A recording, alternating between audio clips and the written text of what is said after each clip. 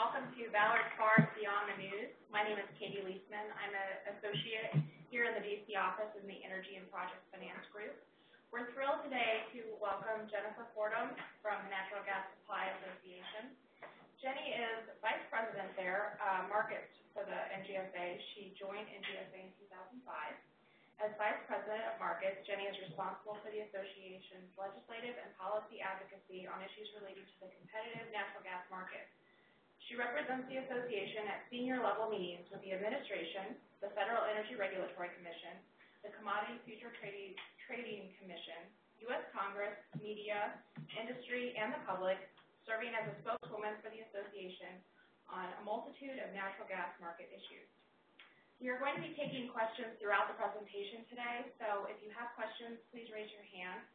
For those on the webinar, we will also be taking your questions throughout. Just type your questions, and we have someone in the room monitoring.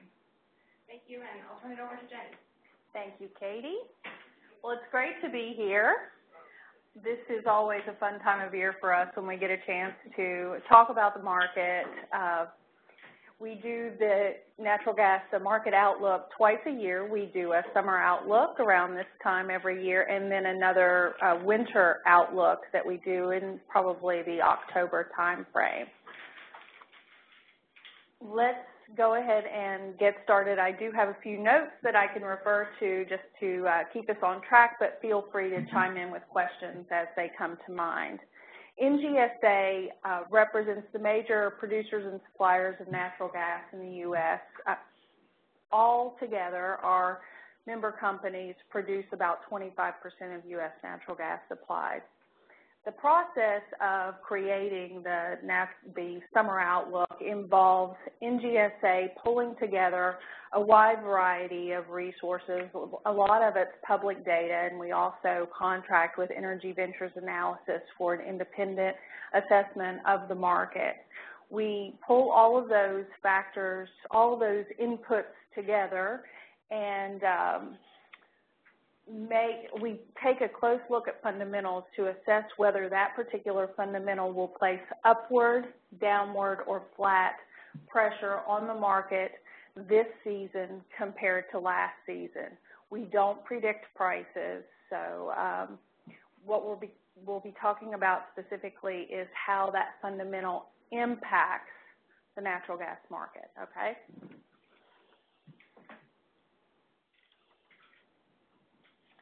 So a quick outline of what we're going to cover today. The first thing we're going to talk about are the natural gas market pressure points. We're going to look at 5 fundamentals: demand, the economy, weather, storage, and production. We're going to talk about some wild cards, some things that can really throw these fundamental, alter what we expect to see this summer, and then wrap it up with some summer expectations and some closing thoughts.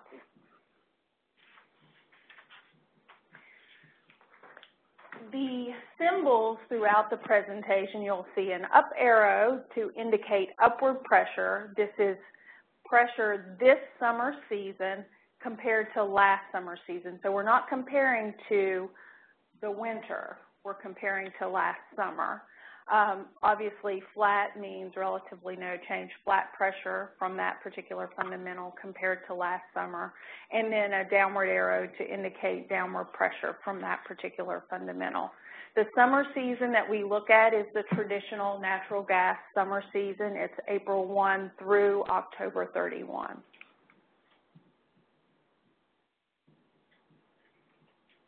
So, diving in. Looking at weather. Weather, of course, is the hardest thing to predict, and it's probably the most significant factor impacting natural gas. This is even more true in the winter. In the summer, weather impacts primarily the cooling load and electric power gen. That's something that we're going to talk about quite a bit. But as you can see, we're predicting slightly warmer temperatures. It's a little warmer than the 30-year average and about 1% warmer than last summer season. Not as so a lot like last summer, but the important thing to remember when you're looking at weather and thinking about how weather might impact natural gas markets, you have to really think about where the weather is occurring. So if you have, say, in the summer season, a lot of hot weather in an area that uses a lot of air conditioning that's highly populated, that can have a greater impact on natural gas markets than, say, if it was hot in the Northeast, well, I mean the far Northeast. So it's just, you have to think about where the weather occurs. So overall, this summer compared to last summer is about the same. We're expecting weather to place flat pressure on the market this summer relative to last. The economy. Overall, we're looking at the economy placing neutral pressure on the market this year, even though the economy, as you can see, is improving pretty significantly.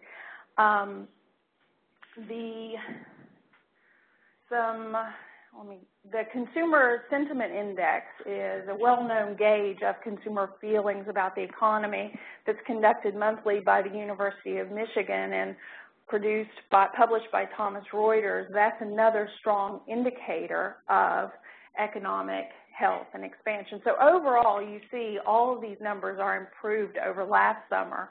We believe last summer was somewhat depressed because of the impact of sequestration. So the economy is improving, and it's we almost had to give that an up arrow, but it's still not quite enough to place what we would consider upward pressure on the market. So this year we're calling it flat. But keep that in mind because we're going to talk a little bit more about that at the end. Overall gas demand and consumption is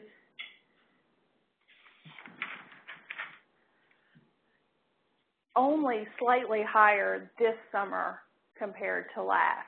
But the details here are what's really interesting. You can see industrial growth, that statistic, it's an increase, a 5% increase in the industrial sector this summer. But power gen is actually down slightly. So overall, demand is relatively flat, but we have an increase in demand in the industrial sector and a decrease in demand in power gen. Now remember, we were talking about the hot summer, so we're going to come back to this in a minute, but that's the interesting part. Now another curious thing, you can see residential and commercial as the growth sector last summer. That's actually driven by heating season load that was at the beginning of the summer, so last year. So this year, the growth sector is definitely the industrial sector.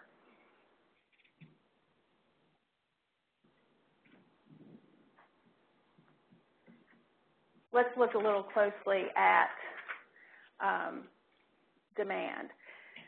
So remember, the power gen demand is down this summer, even though we're expecting a warm summer and a slightly warmer summer than last year. It's actually down because we're expecting less coal to gas fuel switching this summer compared to last. This year, coal to gas fuel switching is expected to return to 2010 levels because of the natural gas market relative to coal. Okay, so even though this is a phenomenon that's coal to gas fuel switching, this is all economic-based fuel switching. So the market conditions of the competing fuels play a factor here, play a role, right? A couple of interesting points. This is the 6th consecutive summer season where we've had sustained levels of coal to gas fuel switching. Before 2008, it only happened for a few days in the summer. So this is a phenomenon that's been sustained. We hit a record in 2012 with 6.2 BCF a day of fuel switching. That's because we had the really hot temperatures and a 270 price environment for natural gas, okay? So are you saying that, can I ask a question? Yeah. Okay, so you're saying that you're expecting that versus last year, the prices are more favorable for coal? You know, I didn't look at coal specifically, but you've got to consider there's less fuel switching this year, even though the weather is about the same, okay, and because the natural gas market condition is different. Okay. How that plays out ultimately with coal, I'm going to jump ahead for a minute, but that's kind of a wild card. Yeah. Could I ask, so you're not seeing, I mean, there are a lot of retirements, a huge slug of coal retirements coming in 2015.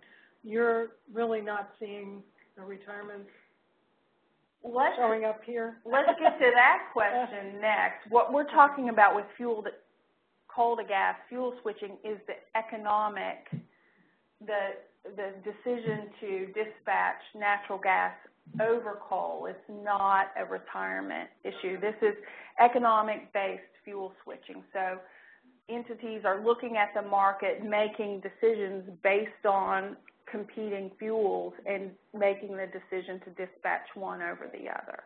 Am I reading that right, that there's less, oh, that's all BCF, so it's not, is there less coal generation, or I can't tell coal generation, that's only natural gas? This is natural gas. Okay, thanks. Yeah. Yeah. So getting more to your point about actual retirement, so this is just a look at investment in natural gas-fired generation relative to other forms of generation, and you can see that the natural gas and the investment in natural gas exceeds the investment in all other types of generation combined. So this is the market's long-term look at, you know, natural gas and where to put that generation investment.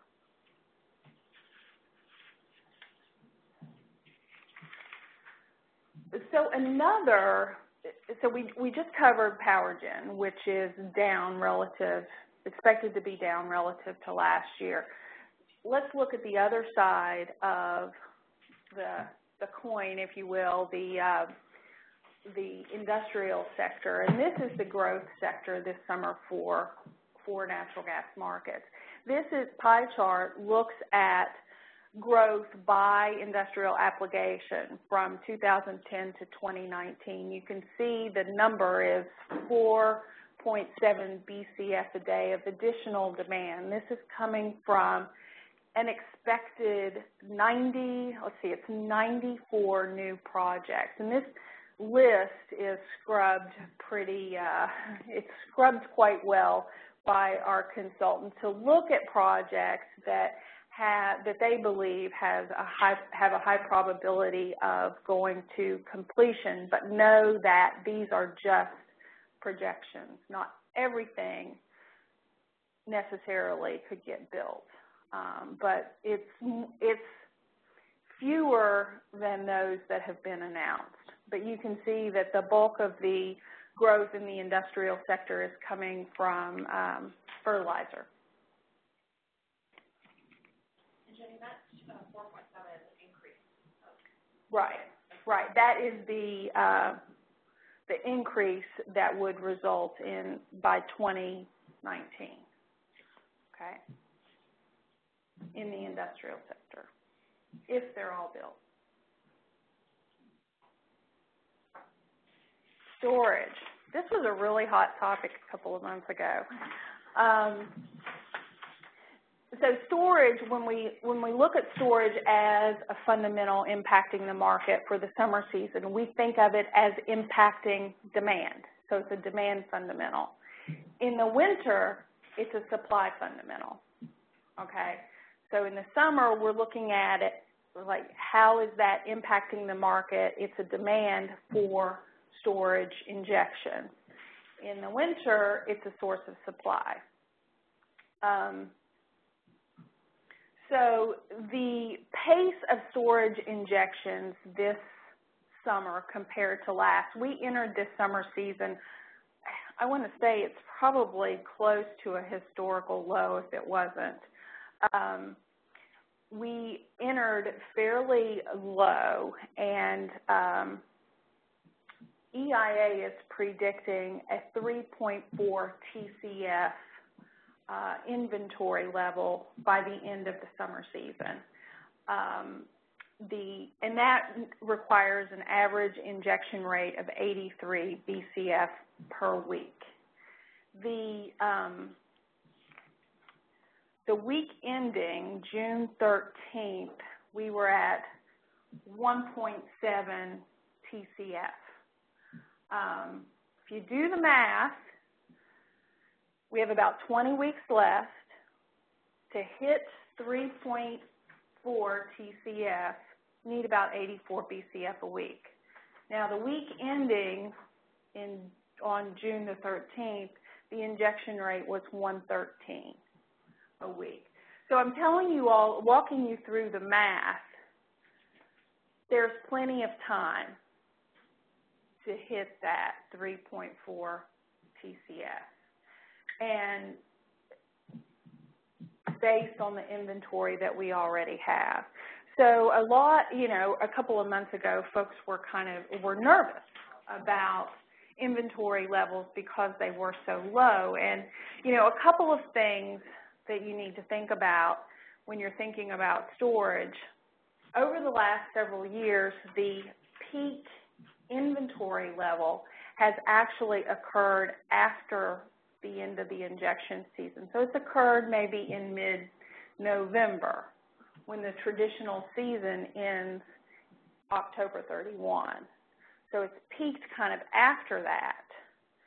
And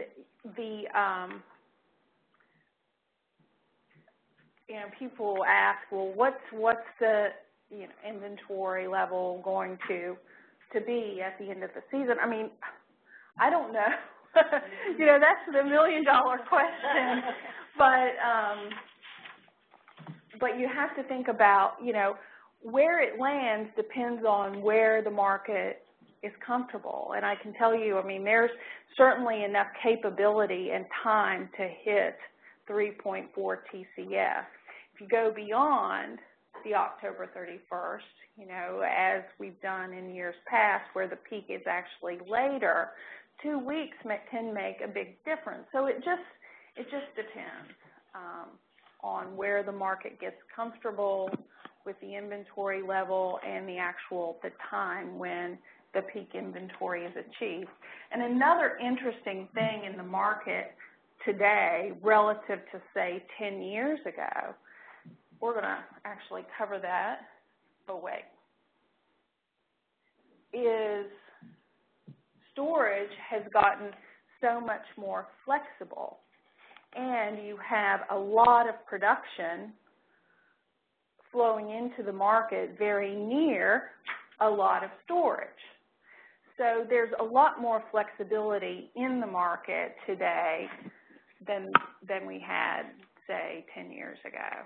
So that's part of the storage story. Yes, Katie. So the way I'm reading the chart on slide 11 is that the forecast for this summer is about 400 BCF less than the forecast from last summer. I'm wondering if there's been any rumblings or concerns about that posing a problem come winter time, given that we saw the price spikes and the issues in the Northeast.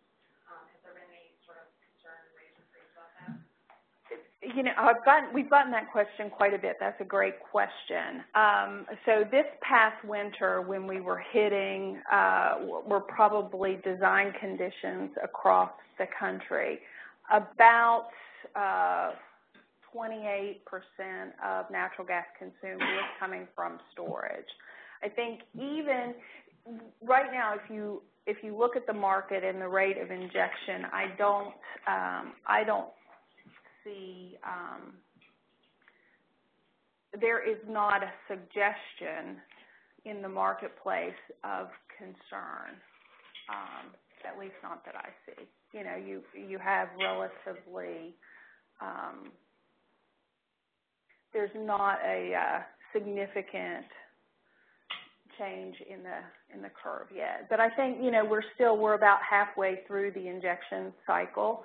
So there's still a lot of time to inject, and the highest weekly rate of injection, I think, that I've seen is somewhere in the neighborhood of 120 a week, maybe a little bit higher. And those weekly injection rates are available on the EIA website, so you can go back and kind of look at how does this year's rate of injection compare to history. But yeah, I mean, the expectation, I think, would be that, you know, 3.4 TCF should be adequate. And if it's not, I think you will see a market response to remedy that. That's the great thing, is you have a responsive market.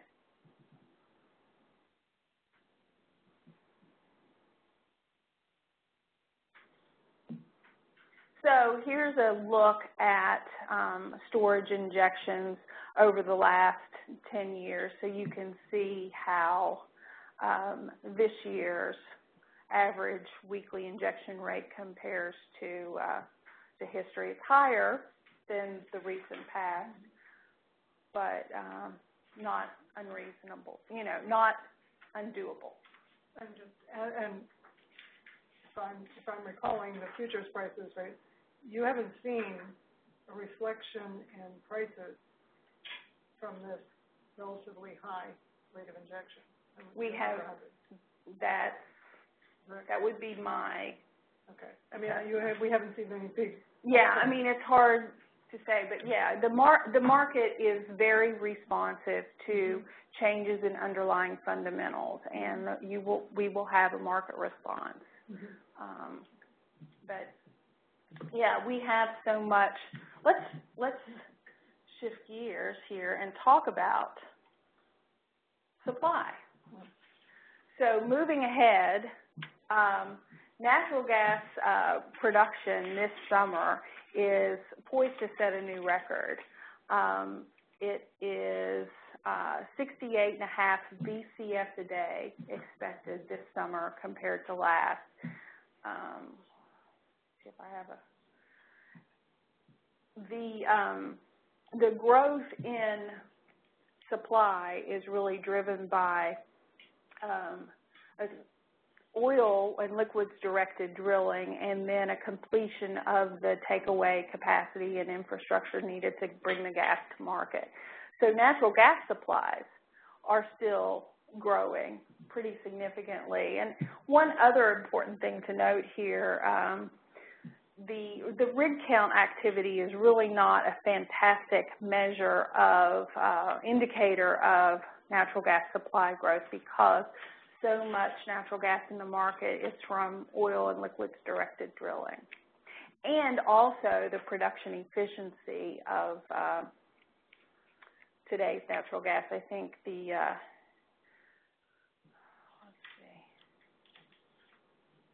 Yeah, there can be as many as a dozen natural gas wells at a single location from a single rig.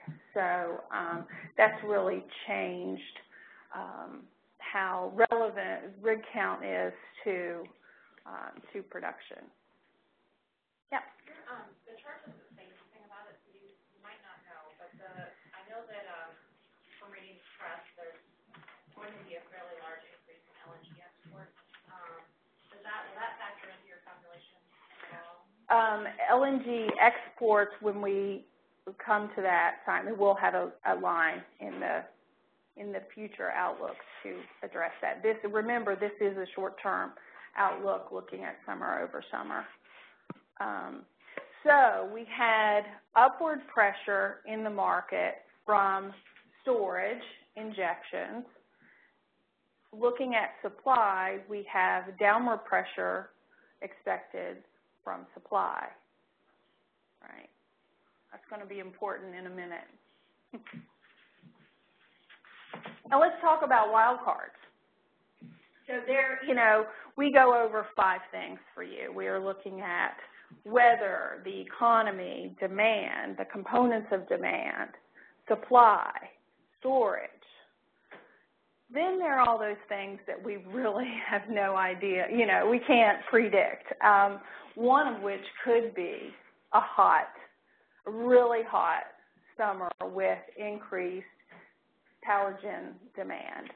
That could definitely impact the market and how the coal to gas fuel switching plays into the market this year. Into the drought and a mild summer could decrease electric demand, so that could have another unforeseen impact on the market, and also an active hurricane season can impact both supply as well as demand. So with that, pull it all together. We have flat pressure from weather, flat economy, but potentially on the verge up.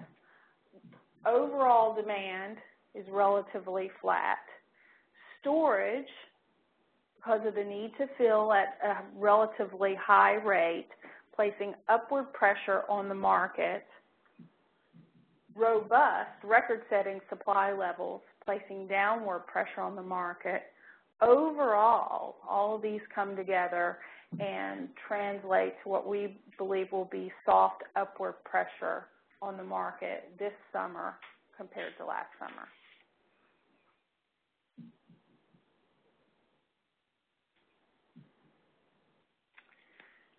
So wrapping up, the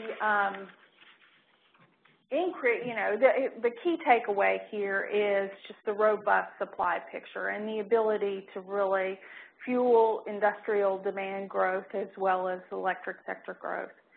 The natural gas demand is serving the need to increase storage inventory levels. We can see that playing out in the market right now.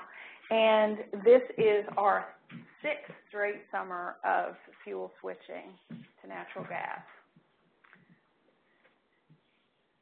Are there any other questions? Yes. I was predicting El Nino, but I don't know, does that impact the summer projections at all? You know what? I always get the different weather patterns mixed up. I can tell you it's factored in to our analysis. Luckily, we have experts looking at that. So yeah. Yeah, but that's factored in. Everything we know, and our weather forecast is based on NOAA. Keep that in mind. Yeah. Yes. Hey. And I have another question that's not directly pulled from the slide, but it does pertain to storage, and that is, has there been any discussion or thoughts about how a lack of storage or maybe a shortage of storage would impact gas quality? Is that something that I know there was some articles I read in I think February or March about some low supply issues that might have impacted, I guess, the quality of gas that was coming out towards the end of the.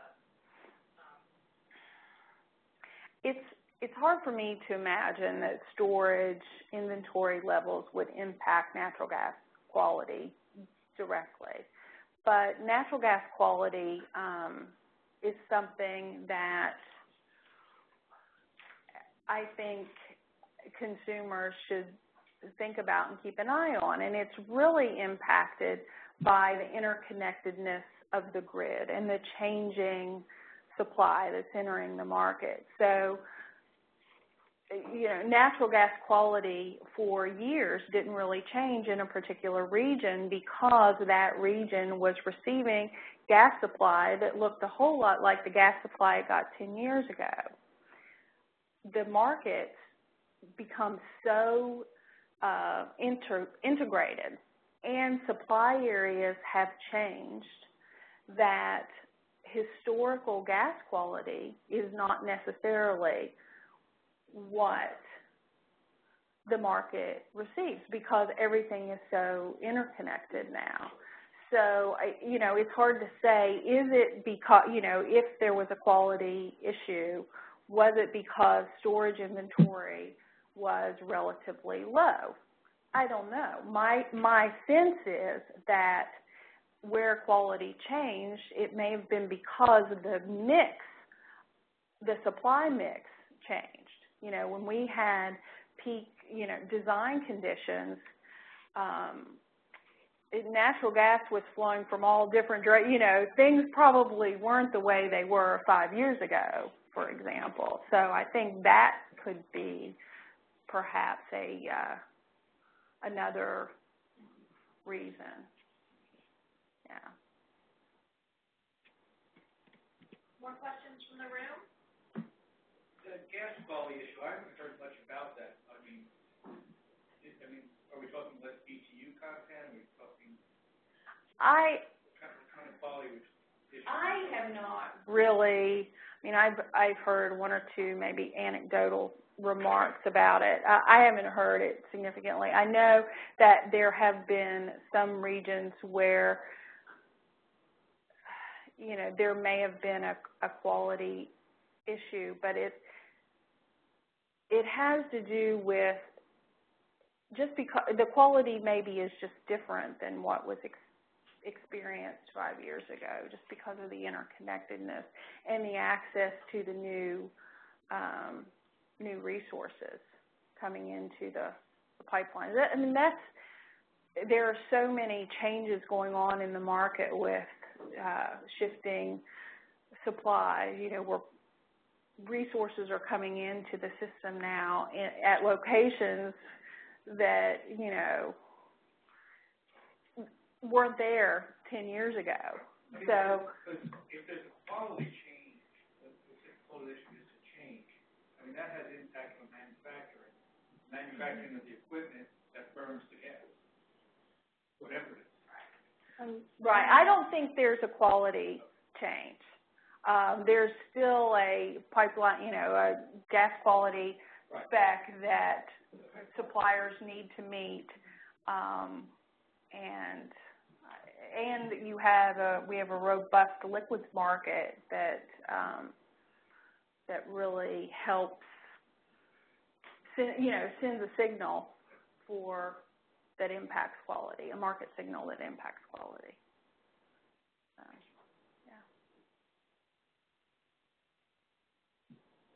I hate to somewhat shift the topic, but when do you start looking at the winter?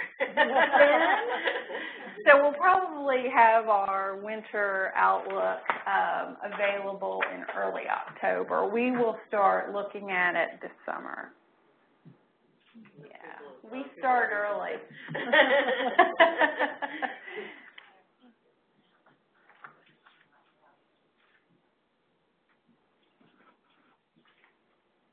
But on your storage, I know there's generally less storage in the Northeast, but is there any way to see, like, regional storage?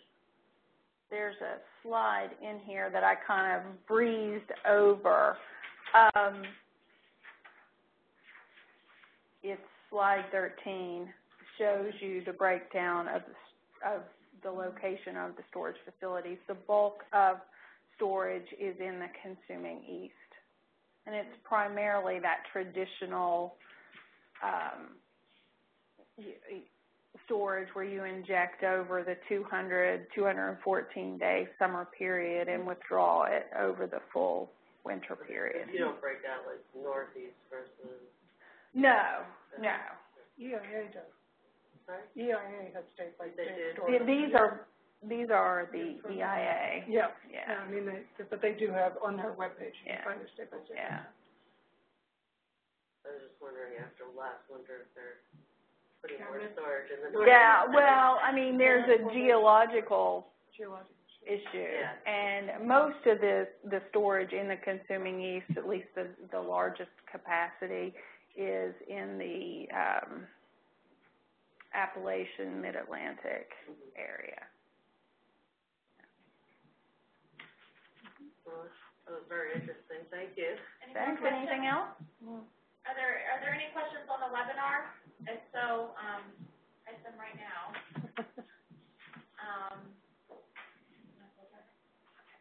All right, well, thank you, Jenny, for presenting, and we'll see you all at the next Ballard Beyond the News event. Thank you for coming.